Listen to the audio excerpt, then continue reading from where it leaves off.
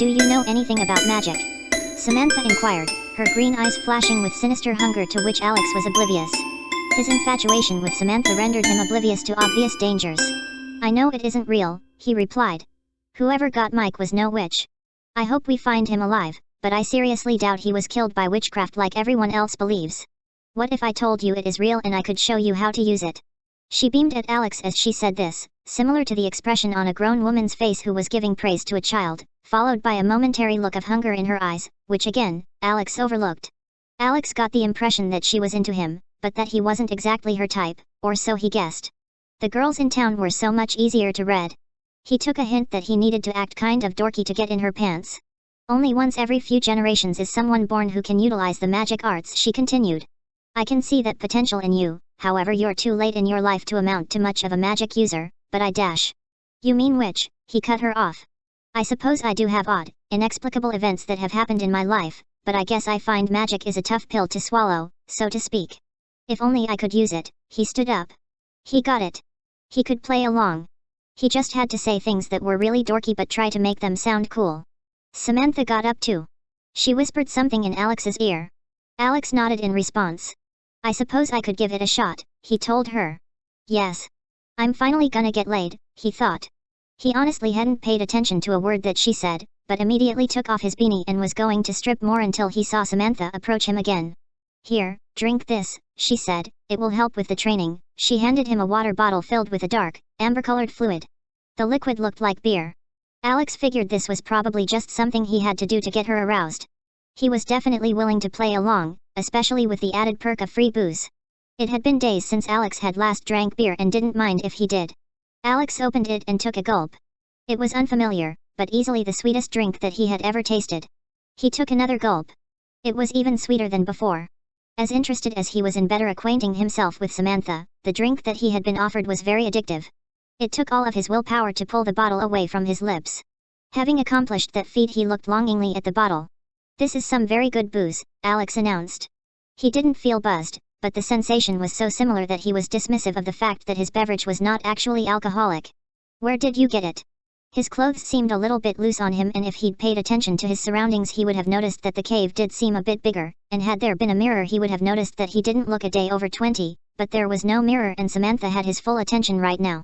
I actually made that myself, she answered him quickly. Honey is the main ingredient, but there is also milk and may or may not be a few sedatives. She guided the bottle back to his lips and tilted the bottom of the bottle upward, forcing him to drink. Now drink, she coaxed. She gave him that maternal gaze again, which prompted Alex to drink faster. He didn't know what it was about that look, but if she had told him to do the most unthinkable thing while giving him that look he would have had a hard time turning her down. Alex's clothes felt very loose on him now. He noticed that something felt out of place about the cave, and had to stop drinking this concoction. His clothes seemed a bit bigger, which left him slightly confused and bewildered, despite his trance-like state. He looked up from drinking for a little bit, but could not take his lips off the bottle. Samantha and the cave around them seemed a bit bigger. Still beaming at him, Samantha coaxed him sweetly, drink up, we can't begin training until you finish. She approached him and again tilted the bottle upward once more. Alex's clothes felt heavy on him. Everything in the cave looked gigantic now. He looked back over at Samantha and gave a small, childish giggle. He didn't remember exactly what he and she were doing there, but she was pretty and he wanted to impress her. He wanted very much to hear the sound of her voice, so he tried to pull the bottle away from his lips so he could say something, anything, in order to get a response. Finish up, sweetie, she said, tilting the bottle upward for a last time with one hand, whilst stroking his thin, wavy locks with the other. Her touch felt heavenly. He didn't know what exactly was going on, other than the fact that he was drinking something very delicious and he had to do what the pretty lady said. Alex took one last gulp, finishing off the amber liquid. His mind was now all but gone. He dropped the empty bottle. Alex tried to maintain his balance on his legs, but found that to be difficult. His clothes were engulfing him and he could not move. They seemed to be growing bigger by the second. Alex was scared. He couldn't see anything outside his sweaty shirt, which smelled terrible to him. Wanting someone to come to his aid, he let out a high-pitched squeal. When no one came to his defense, he continued crying. Finally his small legs were too weak to support him and he fell on his back. Alex's wails grew louder. He continued to wail until help arrived. I know you're in there somewhere, said a very familiar voice. Alex stopped crying as a pair of hands pulled him out. Oh, I've got you, said a very sweet and melodic voice. He giggled. This sweet lady was going to take care of him from now on. Samantha took Alex to where she kept a diaper bag hidden from sight. Guess tonight didn't go according to plan, huh, Alex, she teased, knowing full well that he couldn't understand her anymore. She took out a changing pad which she laid Alex down on, pulled out a diaper and baby powder next, and continued to address her captive-turned child as she unfolded the diaper. You were gonna get that nerd chick horny, drink that free beer, and get laid. Tonight was such a shock, huh? Alex giggled. He couldn't comprehend anything that she was saying, only that the tone of her voice was very child-friendly and he didn't feel threatened in the slightest. Samantha put the back of the diaper underneath Alex's butt, showered powder on his behind, pinned down the front panel and began to tape him in.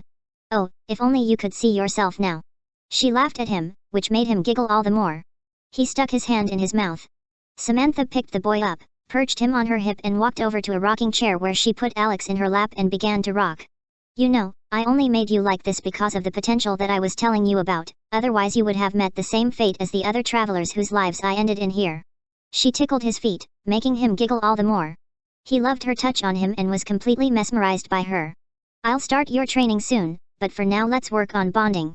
The rest of the night was silent as Samantha rocked Alex to sleep. The end.